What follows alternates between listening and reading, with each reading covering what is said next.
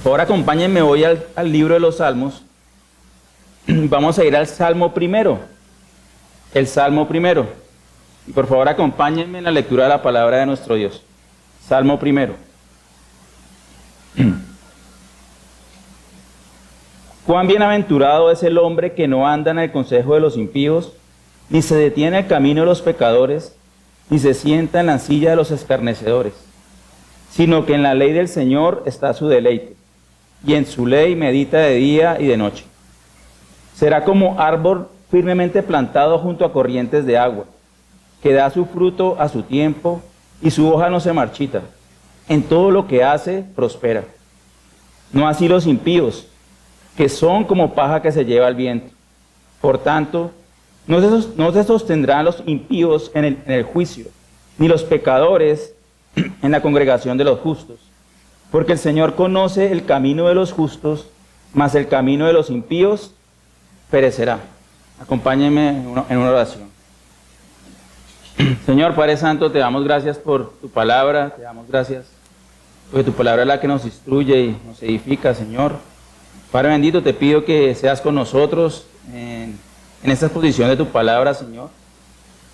Somos pecadores, Señor, pero tú nos has puesto un camino claro en tu palabra para ser justificados delante de ti, para tener herencia entre los santos, para tener vida eterna como el Señor Jesucristo nos prometió, Señor. Yo te pido, Señor, que abras nuestros oídos, Señor, que abras nuestro entendimiento. Señor, yo te pido que uses, Señor, estos vasos de barro en los cuales tú has determinado y has querido depositar tu gloria, Señor. Y te pido que me ayudes en mi debilidad, Señor, en mi incompetencia, Señor, para poder transmitir a mis hermanos las gloriosas verdades, Señor, que tenemos en este salmo, Señor. Y sobre todo, Señor, que las apliquemos a nuestra vida, no solamente nuestra santificación, o si es el caso, nuestro arrepentimiento para salvación, sino también, Señor, que lo hagamos evangelizando, dando tu palabra, proclamando tu evangelio, Señor, para que más personas, Señor, los escogidos, lleguen a la salvación que tú has determinado, Señor. Te pedimos estas cosas, Padre Santo, en el nombre de Cristo Jesús. Amén. Y antes de empezar a explicar el primer salmo, es necesario, hermanos, que miremos e indaguemos un poquito acerca de los salmos. Y tal vez usted conoce que los salmos son ¿cuántos? 150 salmos, bueno. Y es el primer salmo de toda la colección de los 150 salmos, ¿sí? O conocido como el Salterio. Y esta colección de 150 salmos individuales están organizados en 5 libros, muy similar al Pentateuco, ¿no? Recuerdan, tenemos Génesis, Éxodo, Levítico, Números, Deuteronomio, y particularmente tenemos 5 libros dentro del Salterio, y tenemos varias secciones, ¿no? Por ejemplo, sabemos que este salmo hace parte del primer libro, que va del Salmo 1 al Salmo 41, y los salmos van llevando una serie de temas para glorificar a Dios, para alabarlo, para meditar en la sabiduría de Dios, y es el libro por excelencia de la oración en las Escrituras, y es el libro también por excelencia que glorifica a Dios. Es el libro por excelencia donde el creyente, en medio de las tribulaciones de esta vida, glorifica a Dios y tiene una esperanza segura porque Dios lo ha prometido así. Y es muy bello porque el Salmo tiene muchos ingredientes, ¿no? Y nosotros en nuestro corazón, en este peregrinar, pasamos por muchas emociones, ¿no? Y si usted lee el libro de los Salmos, uno muchas veces se identifica con el salmista de tal manera que uno dice, es como si yo estuviera escribiendo este Salmo, ¿no? Pero siempre termina en una declaración de confianza delante del Señor y sobre todo, hermanos, en una declaración de gloria y de exaltación del Señor. Entonces miren, por ejemplo, cómo termina el libro 41, por darles un ejemplo. Salmo 41, versículo 13. Bendito sea el Señor, Dios de Israel, desde la eternidad hasta la eternidad. Amén y amén. Y así ustedes pueden mirar la doxología o esa exaltación al final de cada uno de los libros. Y el autor que más escribió salmos fue David. Y David sabemos, por esos encabezados que veíamos en el curso de interpretación, que también son inspirados, no el encabezado que está en negrilla en su Biblia, sino una letra chica que hay, más chica que el texto que está entre la negrilla, o no sé cómo lo tengo, entre el título y el texto que ya empieza con el versículo, hay un texto más chico. Esa porción también es inspirada y eso lo discutimos para los que estuvieron en el curso de interpretación bíblica. Entonces David, por excelencia, escribió la mitad, 75 de los 150 salmos, y este salmo, junto con el 2, constituye la introducción de todo el libro. ¿No considera usted que la introducción siempre es muy importante cuando vamos a leer algo? O sea, la introducción nos pone los temas que vamos a tratar para poder entender el libro. Y como les decía, el propósito es adorar y alabar a Dios mientras llega a su reino. Estamos esperando el reino de Dios. Israel está esperando el reino del Mesías y nosotros estamos esperando el reino del Mesías que también vendrá para nosotros, pero en medio de este peregrinar adoramos, alabamos y confiamos en el Señor. Pero hermanos, hay otra parte de los salmos que es muy importante y quiero que abran sus oídos, y es que la correcta adoración se da por medio del entendimiento. Si uno no entiende realmente lo que dice un texto, yo no puedo alabar a Dios correctamente. ¿Cómo resumimos de este salmo? Este salmo nos presenta los dos únicos caminos que puede tomar un hombre y sus consecuencias temporales y eternas. Estos dos caminos deben animarnos a vivir para Dios y no para nosotros mismos. Y por eso el título del mensaje de hoy lo he llamado Dos caminos, dos destinos. Dos caminos, dos destinos. Y vemos el primer camino en los versículos 1 al 3, y es el camino del justo. El primer camino que vemos es el camino del justo del versículos 1 al 3, y el segundo camino que vemos es el camino del impío, que está en los versículos 4 al versículo 6. Y antes de continuar, hermanos, les voy a poner una ilustración. Y es que estos caminos son exclusivos. Quiero por favor que pongan atención y abran su mente y su corazón a lo que vamos a hablar acá. Ustedes conocen bien el metro de Medellín, ¿cierto? Y en Bogotá estamos anhelando tener un metro también. Cuando uno ve las estaciones, no soy experto en el metro de Medellín, así que me disculpen si hago una referencia mal. Cuando uno toma una ruta del metro, la ruta tiene diferentes destinos y tiene un destino final, ¿sí? Si usted se sube en esa ruta, donde está escrito que llega a esta estación, usted no puede esperar que va a llegar a la estación de otra ruta, ¿sí? Entonces, yo tomo una ruta del metro, o en Bogotá el Transmilenio, mientras tenemos metro, y estoy esperando llegar a una estación. Aquí el Señor nos está hablando de la estación final a donde va a llegar nuestra vida. Y lo que nos está diciendo es, hay solamente dos rutas. Hay solamente dos rutas. Hay solamente dos rutas. No esperes que tomando la ruta equivocada vas a llegar al destino que tú quieres. Hermanos, si esto no nos despierta, hermanos, no sé qué. Órele al Señor que lo despierte y le ponga interés por la palabra de Dios. El camino del justo. El camino del justo. Y vamos a ver de los versículos 1 al 3. Y aquí vemos el camino del bienaventurado, el camino del justo, ¿sí? Y estos versículos 1 al 3, vemos el inicio de este salmo presentando una descripción resumida de la vida del justo. Quiero que lo vamos a leer nuevamente para que entendamos. Mire, cuán bienaventurado es el hombre que no anda en el consejo de los impíos, ni se detiene en el camino de los pecadores, ni se sienta en la silla de los escarnecedores, sino que en la ley del Señor está su deleite, y en su ley medita de día y de noche. Será como árbol firmemente plantado junto a corrientes de agua, que da su fruto a su tiempo, y su hoja no se marchita. En todo lo que hace, prospera. ¿Sí? Nos da este resumen de la vida del justo, pero primero nos declara su condición espiritual, es decir, su condición delante de Dios. Y posteriormente califica con tres cualidades de su carácter, pero vamos al versículo 1, dice, cuán bienaventurado, ¿no? ¿Se acuerdan de esa palabra bienaventurado en la Biblia en otra sección? Las bienaventuranzas, bienaventurados los que tienen hambre y sed de justicia, por ejemplo, ¿sí? Bienaventurados los pacificadores, ¿sí? Cuán bienaventurado. Y es una exclamación que está en el hebreo, que está dándole gran importancia, es una exclamación que equivale al griego makairos, o sea, bueno, aquí en griego es asrei, y no significa solamente ser feliz o dichoso. Mucha gente dice, yo quiero ser feliz.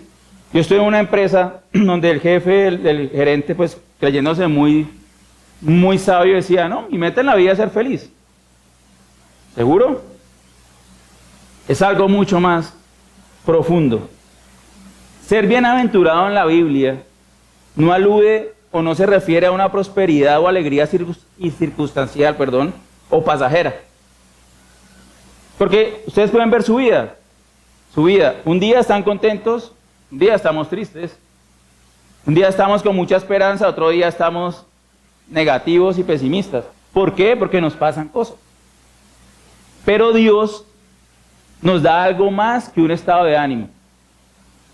Miren, el creyente puede estar muy triste hasta caer pecaminosamente en depresión, pero está sostenido por Cristo y Cristo no lo abandona.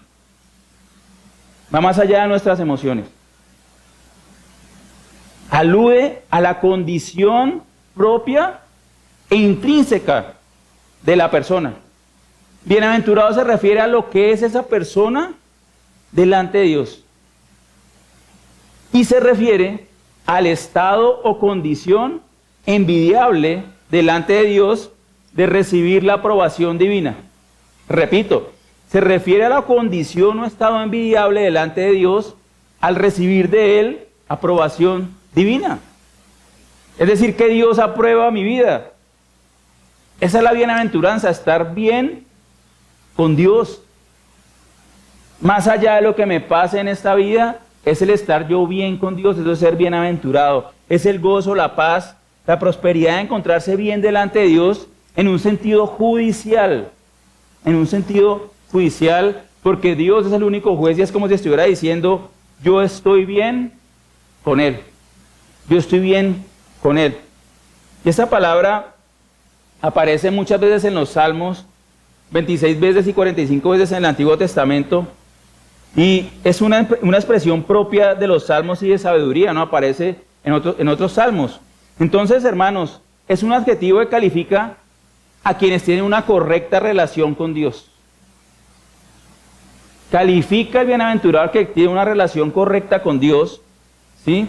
Y ese debería ser el ánimo de todos nosotros, tener una relación correcta con Dios, porque como nos muestra este salmo y nos muestra toda la Biblia y concluye el libro de Apocalipsis, hay consecuencias nefastas, devastadoras y eternas si uno no es un hombre o una mujer bienaventurado o bienaventurada. ¿Sí? Entonces primero dice que es Juan bienaventurado, ¿no? ¿Y qué hace ese bienaventurado? O sea, ese hombre que Dios aprueba su vida, ¿qué es lo que hace? Dice, describe a este hombre o mujer como quien no anda en el consejo de los impíos. ¿Sí? Hermanos, es muy importante, es fundamental que nosotros entendamos en la Escritura qué significa cada término que nosotros empleamos. Uno escucha impío, pero se puede imaginar muchas cosas. Usted dice, una persona mala, una persona muy mala. Yo no soy como el impío. Yo no he robado, yo no he asesinado, yo trabajo, yo me levanto temprano, yo voy a la iglesia, yo no he hecho nada escandaloso, yo no soy impío, entonces ese salmo no es para mí. No, hermanos. Yo puedo ser ese impío. Yo podría ser ese impío. Usted podría ser ese impío. Tú podrías ser esa impío. Por eso la palabra de Dios nos va a mostrar si lo somos o no, o si somos bienaventurados o impíos. Impío entonces es clave para entender este salmo porque es el término que más usa el salmista para expresarse a la persona que no está del lado de Dios. ¿Sí? Y es lo opuesto a ser bienaventurado. Es lo opuesto a ser bendecido. Y en otros pasajes, usted lee la Biblia en el Salmo 37 y 73, que hablan más de este tema, y son escritos por David, dice malditos. O sea, lo opuesto a bienaventurado es maldito por Dios. ¿Y saben qué? Solo hay dos opciones. O uno está bendecido por Dios y es bienaventurado, o uno es maldito delante de Dios. Si no les llega a gustar el mensaje que estoy dando, lo siento, es lo que dice la Biblia. Es más, la primera vez que tuve que preparar este salmo, yo literalmente me enfermé de lo fuerte que es. Pero es que no hay camino en medio, no hay tibieza. O somos bendecidos, bienaventurados, o somos malditos. No hay otro camino, pero tenemos que decirlo. ¿Y saben qué es lo clave de esta palabra impío? significa ser culpable delante de Dios. Una persona culpable y malvada. Mientras que el bienaventurado está aprobado por el juez y dice justo. ¿Qué nos vino a dar Jesucristo? Justificación. El Hijo de Dios es justo, pero el impío es culpable de una condición judicial penal que cuando se pare en la corte el juez le va a decir, tú eres culpable y vas a la condenación eterna. Y esta palabra entonces, si una persona no está justificada por Dios, si una persona es culpable delante de Dios es porque hace todo tipo de maldades. Usted lo puede ver en la Biblia y les voy a dar un resumen de lo que muestra la Biblia de lo que es un impío. Por ejemplo, habla de quienes amenazan la vida de sus compatriotas. Habla, un impío es quien toma la vida del inocente y muchas otras maldades. Describe todo tipo de obras malas como asesinato, actos de violencia, actos antisociales, rebelión, idolatría, robo, oprimir a los pobres, comercio desleal, apostasía y crueldad. Y no es lo mismo que menciona Pablo en los 2 primeros capítulos de Romanos, que todos éramos así. Todos éramos impíos. Todo hombre sin Cristo es un impío. Y entonces se refiere a un hombre hostil a Dios y a su pueblo. El impío es lo diametralmente opuesto al justo. Y son las 2 únicas posiciones judiciales delante de Dios, que les repito, es el único juez de todos los hombres. Ahora, yo te pregunto, sabiendo que uno es justo o injusto, que uno es bienaventurado, justo, o es maldito e impío delante de Dios, yo quiero preguntarte hoy. Obviamente no me tienen que contestar a mí, sino delante de Dios. ¿En qué condición estás tú hoy? ¿Eres bienaventurado o eres maldito delante de Dios? Hermanos, amigos, porque no sé su condición espiritual. Esto no son mis palabras. Créame que para mí no es fácil decir esto. Pero debo proclamar la palabra de Dios y es lo que dice la palabra de Dios. Y si no les llega a gustar lo que estoy diciendo, tiene que usted demostrarme con la Biblia que yo estoy errado. Pero ese es el mensaje de la Biblia desde Génesis hasta Apocalipsis. Y en términos de la revelación que tenemos hoy, son las personas que no se han arrepentido de sus pecados y sus maldades. Y no han puesto esas transgresiones delante del Señor y por tanto no han sido perdonados por Dios y no han buscado al Señor Jesucristo para poner toda su confianza en Él para que su sacrificio expiatorio cumpla la demanda de la ley que era morir por el pecado. Si no es por Cristo, uno permanece culpable. Si no es por Cristo, uno permanece impío. Y permanece mereciendo el castigo justo de Dios, que es la muerte física, espiritual y eterna. ¿Quién se va a escapar aquí? ¿Quién nos vamos a escapar de la muerte?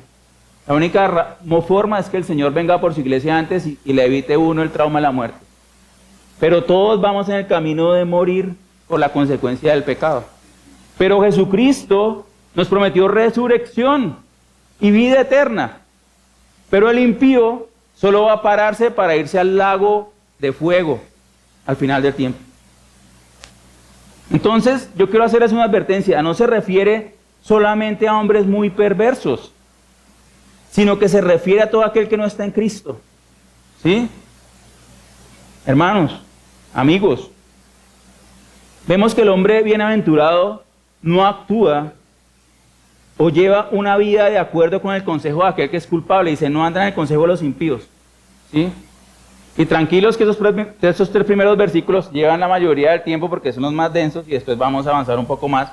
Pero en esta explicación es que uno como hijo de Dios no va a andar siguiendo los consejos de una persona que es culpable delante de Dios y que es rebelde. O sea, no tiene sentido, porque eso lo puede llevarnos a desobediencia. Entonces, ¿qué significa la palabra consejo? Consejo. Consejo. ¿Qué es pedir consejo? Cuando yo no sé qué hacer, yo pido a alguien que tiene más sabiduría que yo, o la misma sabiduría yo, si tengo algo de sabiduría, pues si tengo la palabra, tengo algo de sabiduría, soy hijo de Dios, tengo sabiduría, Le pido a un hermano, le pido a alguien, oye, dime tú qué piensas de esta. Yo le cuento toda una situación, digo, ¿qué me aconsejas? ¿Sí?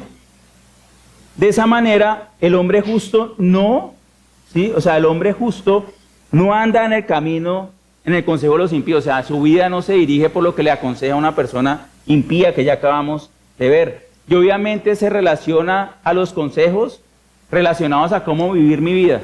O sea, se refiere a cosas éticas y morales. No significa labores como específicas. Por ejemplo, a una persona que no es hija de Dios, digamos, hace muy buenos zapatos, yo soy zapatero, pues yo sí puedo preguntarle, oye, ¿cómo haces esos zapatos tan bonitos? O sea, para que entendamos bien. Es el consejo en cuanto a cómo vivo yo mi vida. O sea, el consejo espiritual no puede venir de un impío. Y el hombre bienaventurado entonces no toma decisiones pragmáticas convenientes para sí mismo, sino que busca obedecer y honrar a Dios en todo momento. Todo momento. Miren, Salmo 119, 53 al 56. Salmo 19, 53 al 56. Dice, profunda indignación se ha apoderado de mí por causa de los impíos que abandonan tu ley. Cánticos son para mí tus estatutos en la casa de mi peregrinación. Por la noche me acuerdo de tu nombre, oh Señor, y guardo tu ley. Esto se ha hecho parte de mí, guardar tus preceptos. Nosotros debemos buscar todo consejo en quienes también viven por la palabra de Dios. Y ahora, yo les hago una pregunta. ¿Cómo tomas tú tus decisiones? ¿Tú tomas tus decisiones de acuerdo a la Biblia o porque buscas las decisiones que te convienen? ¿Sí? ¿Yo tomo las decisiones porque me vaya bien o tomo las decisiones por obediencia a la palabra sin importar cómo me vaya? Eso es lo que se llama pragmatismo. Es lo que se llama pragmatismo. O sea, yo decidir las cosas no por lo que Dios dice, sino por mi interés personal. Y la segunda acción que menciona aquí el salmista dice, ni se detiene en el camino de los pecadores, ¿sí? Y es que el justo no se detiene a mirar el camino de los pecadores y da como la idea también de aceptar lo que está haciendo el pecador, ¿sí? Es decir, no se detiene como a considerar que lo que vemos en el Salmo 37 y 73 como el éxito, la prosperidad aparente de los pecadores, ¿sí? O sea, él no se detiene a hacer lo mismo, a considerarlo y de pronto a aprobarlo, como que de pronto por aquí está bien, ¿no? O sea, como que el soborno es bueno, ¿no? Parece que, o sea, como que, o sea, la salamería es buena, ¿sí? O el soborno, cosas que Dios aborrece, ¿no? Y ahora dice pecadores, primero dijo impíos, ahora pecadores. Ahora, la raíz etimológica, o sea, donde viene el vocablo en el original en hebreo, significa, bueno, viene de pecar, y yo sé que ustedes han escuchado esta explicación, muchos de ustedes, pecar es fallar en el blanco, o quedarse corto. O sea, por ejemplo, alguien está apuntando a un blanco con una flecha y no acierta. Pero es esa es la ilustración física, o sea, la ilustración de algo real para mostrarnos un principio de comportamiento. Realmente cuando uno mira la palabra pecador en la escritura, connota una idea de rebelión contra Dios. O sea, ser un pecador es un rebelde, ser un rebelde delante de Dios. Entonces, miren, impío, culpable y rebelde. O sea, el que está contra Dios es culpable y es rebelde, ¿sí? Entonces los impíos, siendo pecadores, son quienes ignorantemente o intencionalmente, como Caín, que conociendo desobedeció a Dios y mató a su hermano Abel. Esa historia es muy triste. No obedecen a Dios y no aciertan en lo que Dios ordena y desea para cada uno de nosotros. Y es que ni por ningún momento debemos atender los consejos morales y éticos de los impíos, ni detenernos a contemplar en la vida de los pecadores. Ni es una tentación y dice, pero es que a mí no me va bien. O sea, de pronto a mí no me va bien. Es que yo no digo mentiras, entonces voy a decir mentiras. Lea el Salmo 73. Asaf está en el mismo dilema. Voy a hacer así, o si hubiera hecho así, estaría mintiendo a la congregación de tus hijos.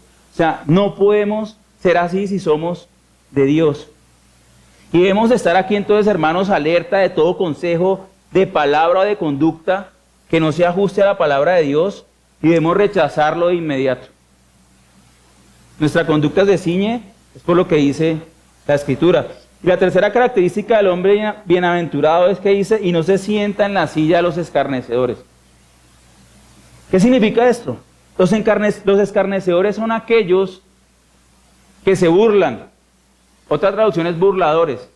¿Usted nunca, alguna vez le ha dado el evangelio a alguien y esta persona se ha burlado? A mí sí me ha pasado. Se burlan. Son aquellos que ridiculizan a Dios y al justo y buscan destruir la integridad del justo. Y los escarnecedores son aquellos que cuestionan la palabra de Dios para poderse justificar a ellos mismos y realizar sus obras injustas. O sea, es un estado de maldad aún mayor. Ellos van más allá de hacer la maldad y llevan una vida que incita y promueve el pecado. O sea, el escarnecedor es alguien que está decidido a estar en contra de Dios. O sea, el escarnecedor la tiene clara. No ama a Dios, odia a Dios, hasta se dice ateo y ridiculiza todo lo que está en la Biblia. Un diluvio, ¿cuál diluvio? Ignorantes. Un hombre resucitado de los muertos, qué risa, son mitos y fábulas. Una palabra inerrante, eso le metió mano a todo el mundo y la Biblia solo contiene errores y los quieren engañar y sacarle la plata. Ese es una persona escarnecedora, ya decidida a atacar a Dios y a su pueblo. ¿Y saben por qué lo hace? Porque son personas que están llenas de orgullo y son personas que no son enseñables. Es una persona llena de orgullo y que no es enseñable. Ella ya no quiere recibir nada, ya está listo. Él no necesita nada, pero no sabe que le espera la destrucción eterna. Entonces están decididos, determinados a rechazar a Dios y su palabra. Y sentarse en la silla de los escarnecedores significa unirse con ellos y llegar a ser identificado con ellos. Imagínense uno en la iglesia y terminar en la silla de un escarnecedor.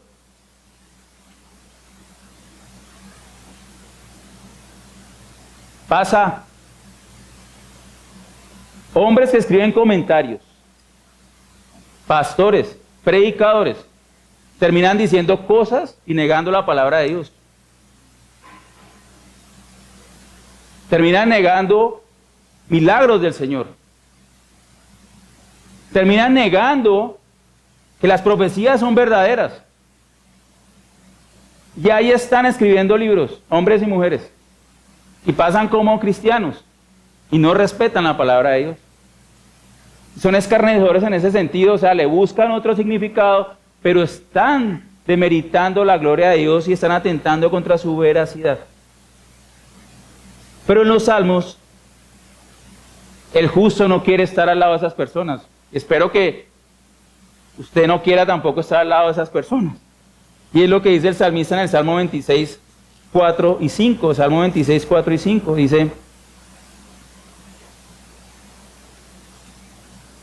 con los falsos no me he sentado, ni con los hipócritas iré. Aborrezco la reunión de los malhechores y no me sentaré con los impíos. No me sentaré con los impíos. ¿Sí? Entonces, ¿qué vemos acá? Vemos como una creciente intensidad en la descripción del injusto, ¿no?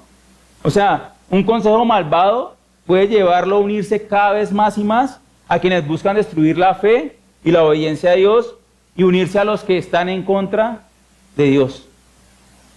Y esa intensificación, hermanos, nos muestra o nos advierte del peligro de buscar guía espiritual en el impío y no en Dios. Porque si estamos buscando consejo afuera, cada vez vamos a estar más atrapados en el consejo del mundo y va a ser cada vez más difícil escapar del mundo y los valores del mundo.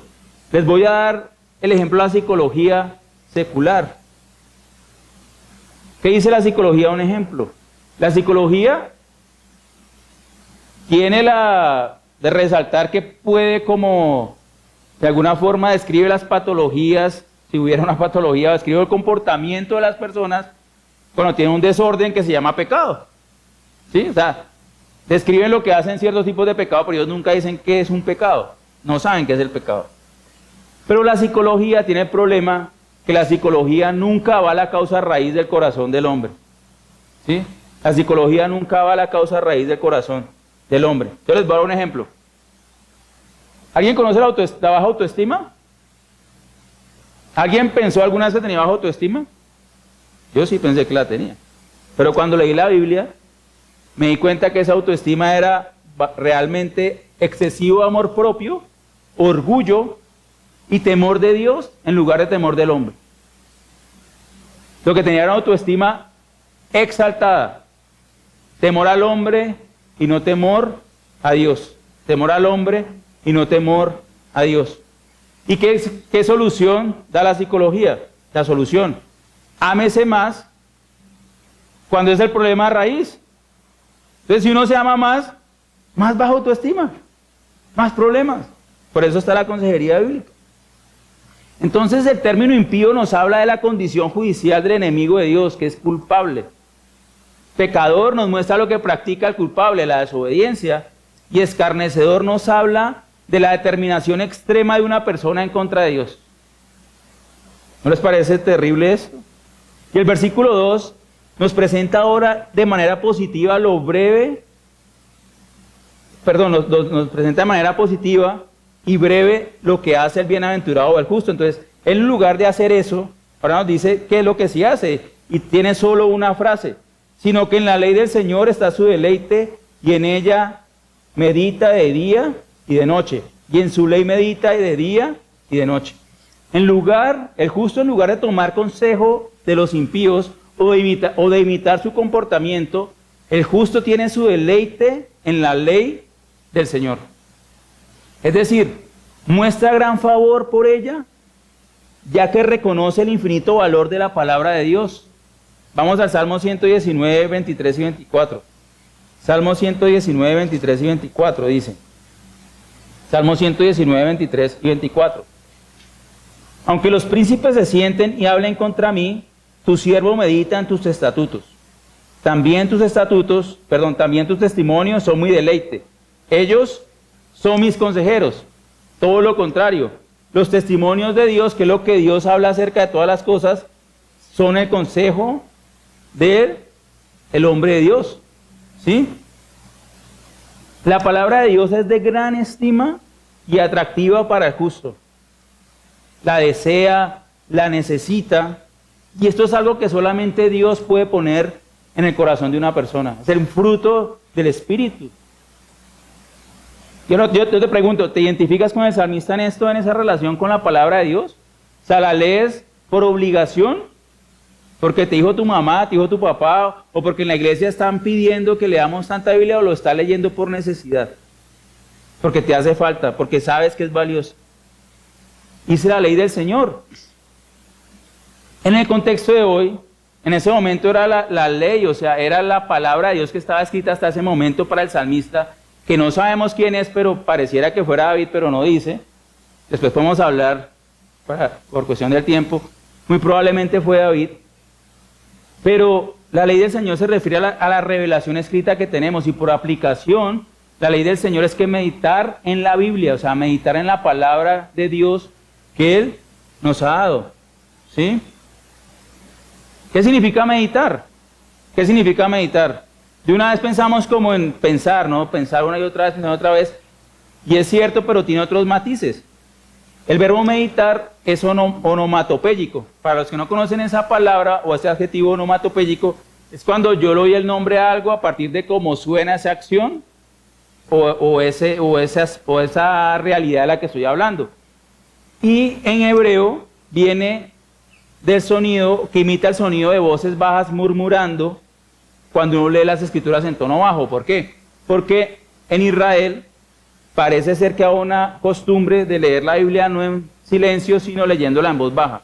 O sea, leían y la iban repitiendo en voz baja, pero audible. ¿Sí? Y ahí viene la palabra meditar, o sea, también irla pensando, irla hablando, repitiendo.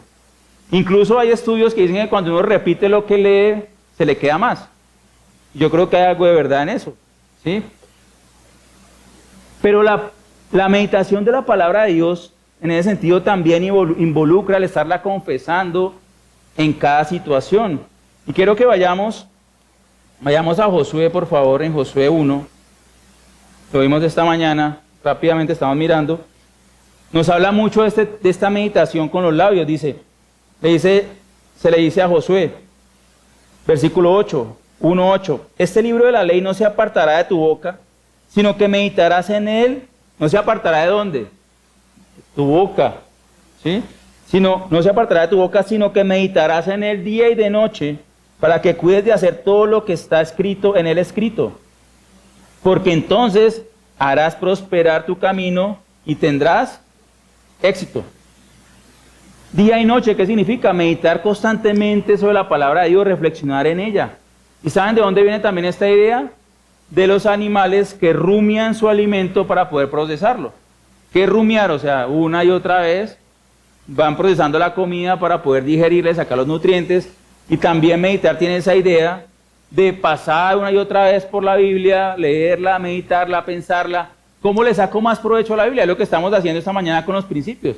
O sea, ¿qué principios sacamos? ¿Qué aplicaciones sacamos? Estábamos rumiando. O sea, esta mañana estábamos rumiando la palabra de Dios. Y es que, hermanos, si no meditamos en la palabra de Dios, si no meditamos en la palabra del Señor, terminaremos tramando cosas vanas.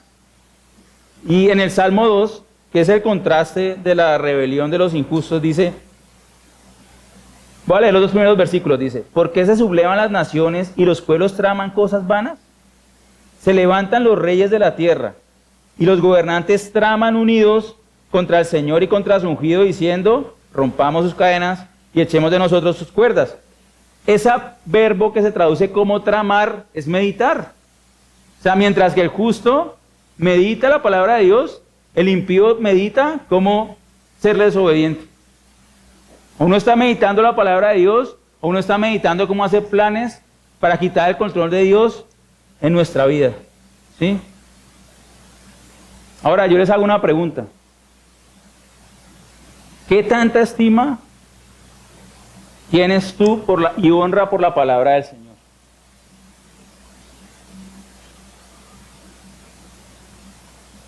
Yo les pregunto, ¿hay algo más exaltado que la palabra de Dios?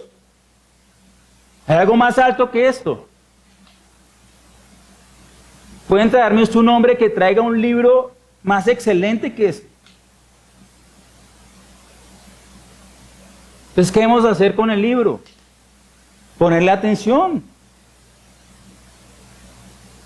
Si ustedes leen la Biblia, si la leemos, para el salmista, es como si Dios estuviera hablando. No es el pastor David hablando, no es Marco hablando, no es Juan hablando, es Dios hablando. Dice la palabra de tu boca, dice en el Salmo 119. Esa es la reverencia. Si Dios viniera ahora y nos hablara en voz audible, ¿qué actitud tendrían ustedes? Pero ¿por qué cuando leemos la palabra de Dios no tenemos una actitud de reverencia igual?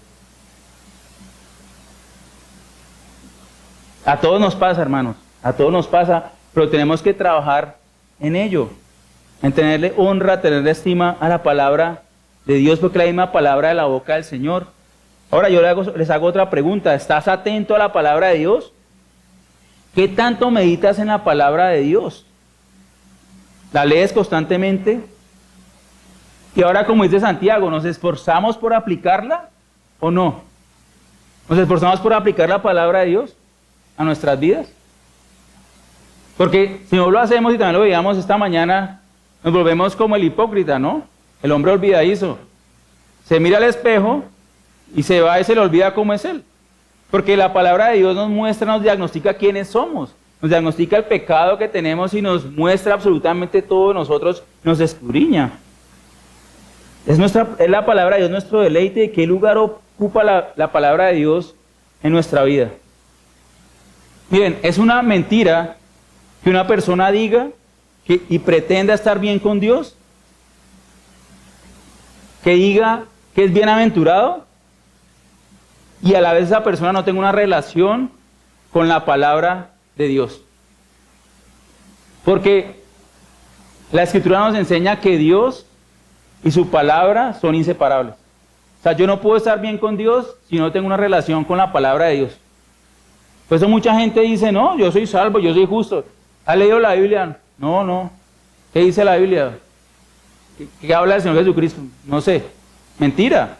O sea, uno, si es justo, si uno está con Dios, tiene una relación con la palabra de Dios. Ahora miremos el resultado del hombre justo, dice. Será como árbol plantado firmemente junto a corrientes de agua que da fruto a su tiempo y su hoja no se marchita, en todo lo que hace, prospera. Nos da el salmista una ilustración de una vida que está bien fundamentada, que crece y que da fruto. El árbol representa a la persona.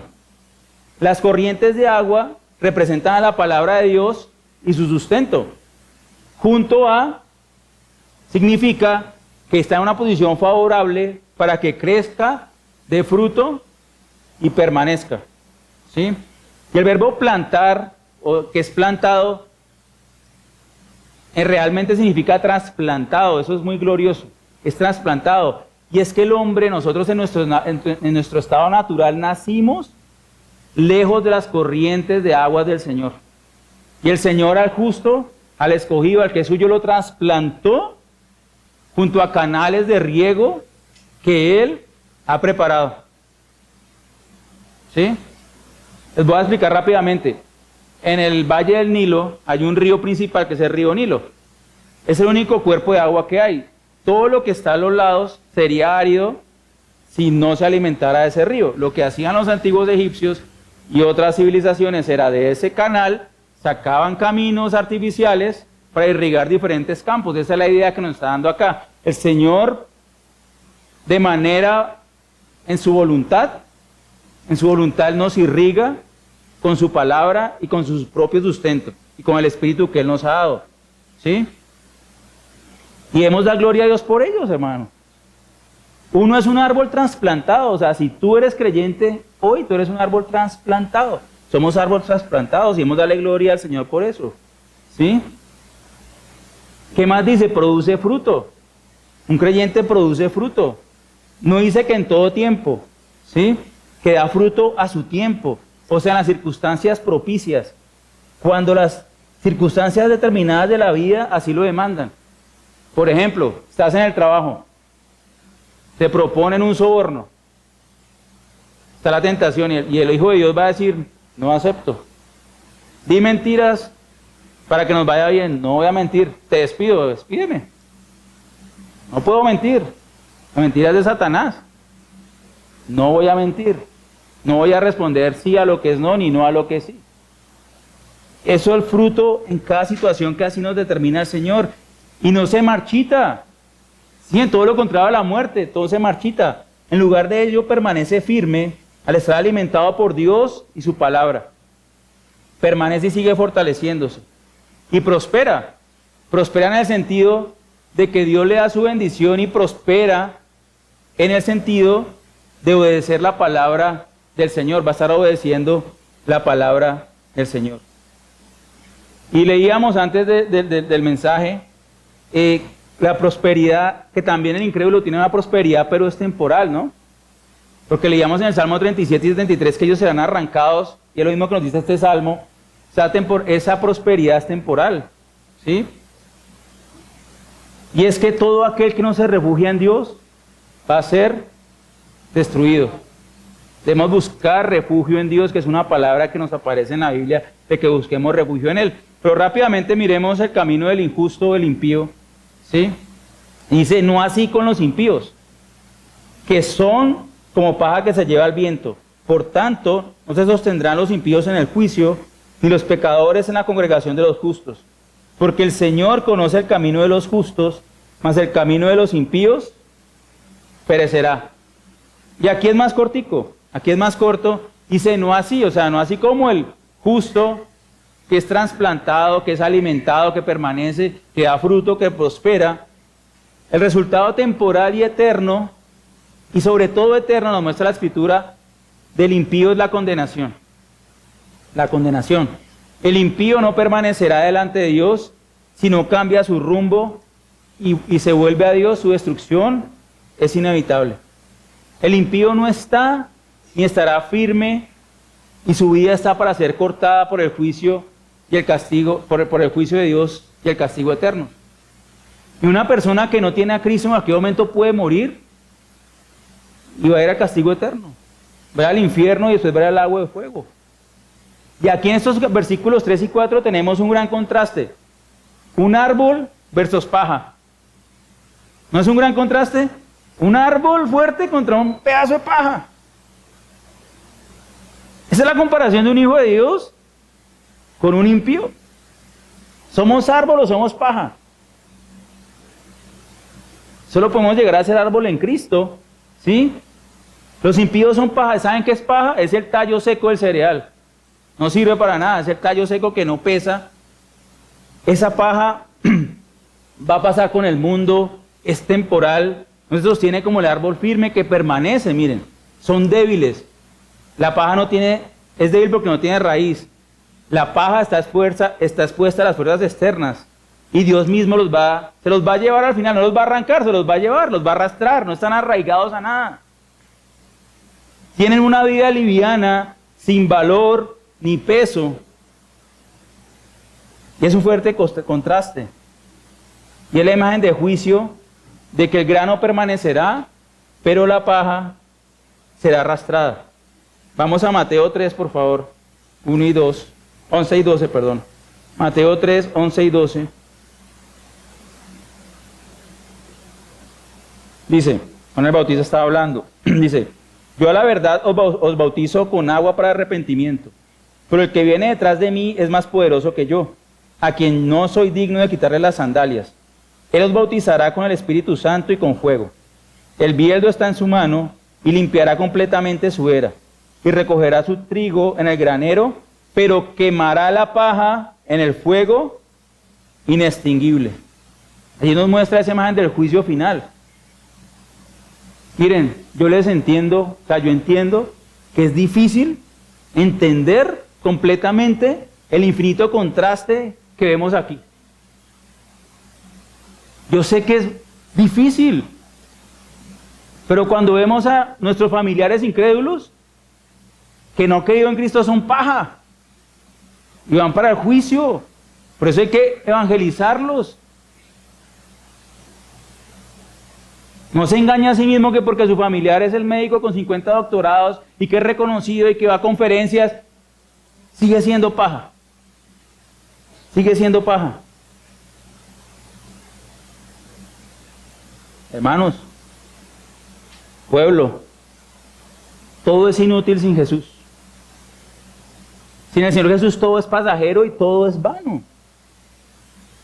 Sin una relación correcta con Dios por medio de su Hijo Jesucristo, todo es vano. Todo es temporal. Todo es una ilusión. Y la palabra vano en hebreo significa que no tiene peso. Que dura poco.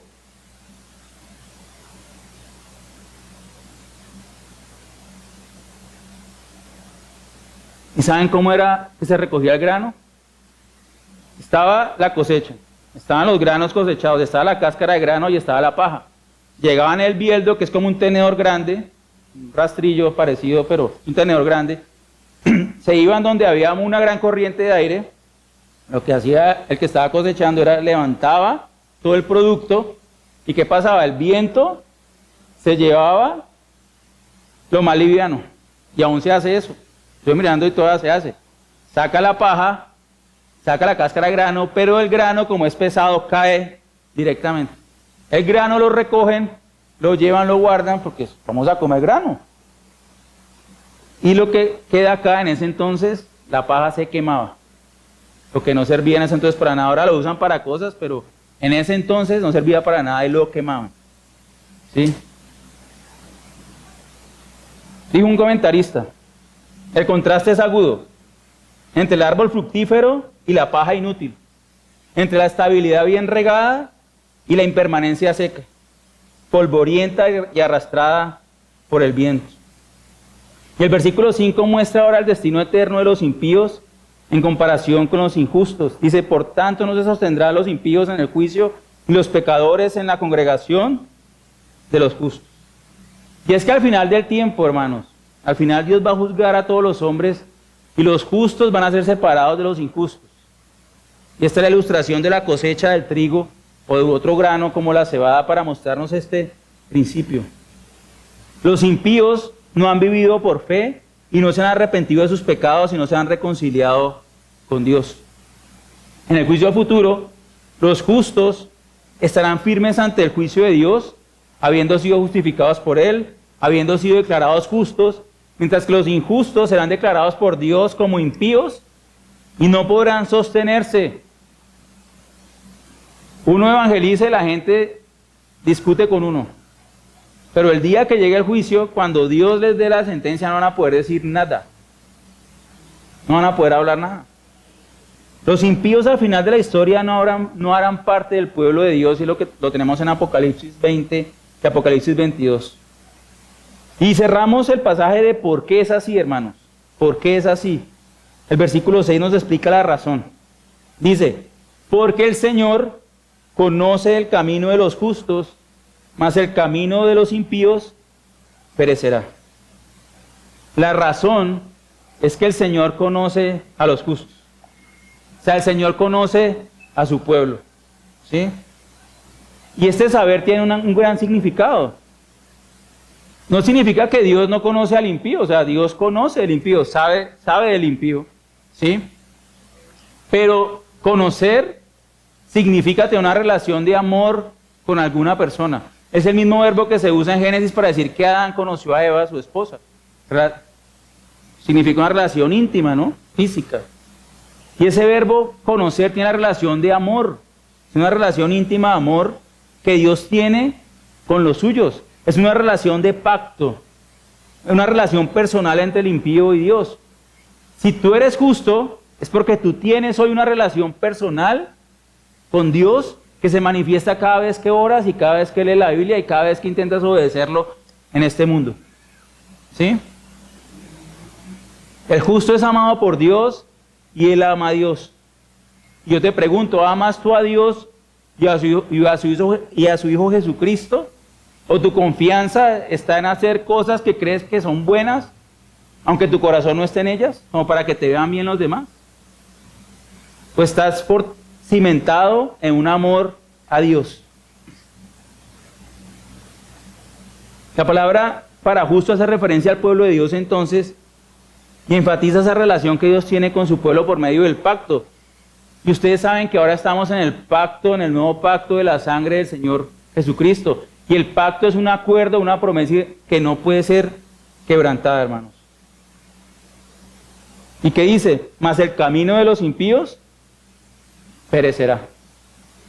Como el Señor no los conoce, como ellos no conocen al Señor porque no hay relación de amor, va a perecer. El Señor dijo, en aquel día muchos me dirán, Señor, Señor, ¿no? Hicimos muchas señales en tu nombre, hicimos en tu nombre milagros, yo les declaré en ese día, apartados de mí. ¿Y qué dice antes? Nunca os conocí, hacedores de iniquidad. Nunca os conocí. Qué terrible que uno llegue ese día y Jesús le diga a uno, no te conozco. No sé quién eres. Nunca me oraste. ¿Cuándo me pediste? ¿Cuándo me pediste consejo a mí? Cuando te ibas a divorciar, ¿cuándo me dijiste, Señor, qué hago? Cuando estuve tentado a robar, ¿cuándo te pedí? Cuando me sentí culpable de mi pecado, ¿por qué no fuiste a mí o no? Hermanos, este es un pasaje muy sabio, muy fuerte. Dios nos ha instruido que hay solo dos caminos que podemos tomar. ¿En qué camino estamos? ¿Qué camino estás? Yo ¿verdad que te ruego que pienses en qué camino estás? Si tú estás hoy acá y no te has arrepentido de tus pecados y no has puesto la fe en el Señor Jesucristo, tengo que decirte que eres paja y que vas a ser quemado en el fuego inextinguible del lago de fuego. Es lo que dice la Biblia. Pero si tú eres justo, si eres bienaventurado, si tienes una relación de amor con Dios por medio de su Hijo, y si te has arrepentido de tus pecados y pones todos los días la confianza en Él, entonces debemos regocijarnos de que hemos sido trasplantados, que Dios nos está regando, que nosotros damos fruto y que vamos a permanecer como Él ha prometido. Y sobre todo, hermanos, si hemos sido trasplantados, prediquémosle a otros para que alcancen esta misma salvación y no perezcan como la paja al final del tiempo. Oremos. Padre Santo, te damos gracias por tu palabra. Padre Dios Todopoderoso, son palabras fuertes, Señor. Solo hay dos caminos, Señor. El camino de tu Hijo que nos dijo: yo soy el camino, yo soy la verdad y yo soy la vida. Nadie llega al Padre sino por mí. Señor, te damos gracias, Señor. Gracias porque nos trasplantaste, Señor. Gracias porque no somos paja, Señor, porque éramos impíos, Señor. Gracias porque ni te buscábamos y tú nos buscaste, Señor. Te queríamos clavar en una cruz y te dejaste clavar para salvarnos, Señor. Gracias por esta salvación tan grande, Señor. No hicimos nada para ser salvos, Señor. Nada. Gracias, Señor. Perdónanos, Señor, por no tener más estima a tu palabra, por no honrarte más, Señor. Porque nos dejamos llevar por la carne que es débil. Pero el Espíritu que nos has dado está dispuesto, y nuestro Espíritu que escucha, cuando nos llenamos de tu Espíritu, Señor, puede hacer que te obedezcamos y hace que te obedezcamos, Señor. Padre bendito, te pido, Señor, que pongas en nosotros dolor, urgencia, Señor, por aquellos que se están perdiendo, por la paja que está allí para ser recogida en el tiempo final, para ser quemada, Señor. Tristemente esa paja la tenemos al lado en nuestras casas muchas veces. Hoy seguramente vamos a almorzar con personas que son pajas, Señor. Señor, danos entendimiento, de nuevo, amor, misericordia, sabiduría, para hablar con ellos, haciendo lo que nos corresponde, Señor, hablar tu palabra. El resultado depende de ti, Señor, mas oramos misericordia por ellos, Señor, Padre Santo. Te damos gracias por tu palabra, Señor. Ayúdanos a depender más y más en ella, y que todo nuestro consejo proceda de tu santa palabra, Señor. Te lo pedimos en el nombre de Cristo Jesús. Amén.